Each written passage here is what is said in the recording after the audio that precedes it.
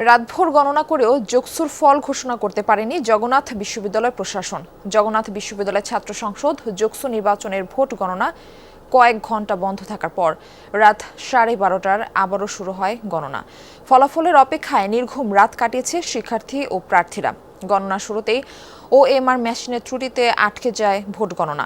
এরপর মধ্যরাতে আবার ভোট গণনা শুরু হলেও ছিল ধীরগতি। প্রথমে নৃবিজ্ঞান কেন্দ্রের ভোট ম্যানুয়ালি ও ডিজিটাল দুভাবেই গণনা করা হয়। এরপর মেশিনে গণনার ফলাফল সঠিক আসায় আবারও মেশিনেই গণনা কার্যক্রম শুরু হয়।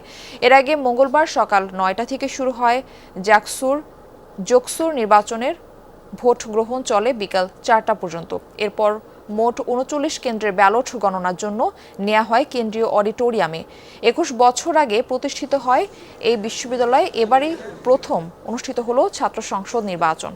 জগন্নাথ বিশ্ববিদ্যালয়ে আছেন আমাদের সহকর্মী শামীম রেজা। বিস্তারিত জানাতে আমাদের সঙ্গে যুক্ত হচ্ছেন তিনি। শামীম, শুরুতে তো ওএমআর মেশিনের ত্রুটির কারণে ভোট গণনা বন্ধ ছিল কিছুক্ষণ, তারপর এখন কোন পর্যায়ে রয়েছে গণনা এবং কখন নাগাদ এর ফলাফল পাওয়া যেতে পারে? হ্যাঁ মারফি, যোগসুর ফল ঘোষণা বেশ ধীর গতিতেই আসলে চলছে।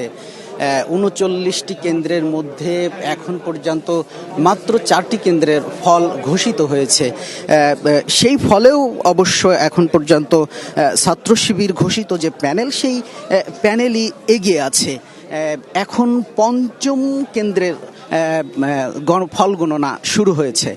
তবে এখন পর্যন্ত যে ভাবে ফল আসলে ধীর গতিতে গণনার কাজ চলছে, সেই হিসেবে আসলে সম্পূর্ণ ফল পেতে সন্ধ্যা হয়ে যাবে এটা বলাই যায়। এবং এখানে আসলে গতকাল সন্ধ্যায় আসলে ফল গণনা যখন শুরু হয়, এর কিছুক্ষণের মধ্যে ওএমআর মেশিনের যান্ত্রিক ত্রুটির কারণেই ফল গণনা প্রায় 3.5 ঘন্টারও বেশি সময় স্থগিত থাকে, যার ফলে আসলে এই বেশ লম্বা সময় ফল গণনা স্থগিত থাকার কারণেই আসলে এই ফল ঘোষণা আরও দেরি হয়, বিলম্বিত হয়।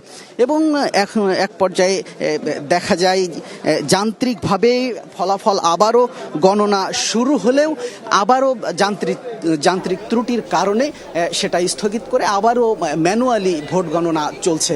সুতরাং সবকিছু মিলিয়ে আসলে ভোট গণনা বেশ ধীর গতিতেই চলছে। সুতরাং শামীম রেজা, আপনি আমাদের সঙ্গে থাকুন। ধন্যবাদ আপনাকে।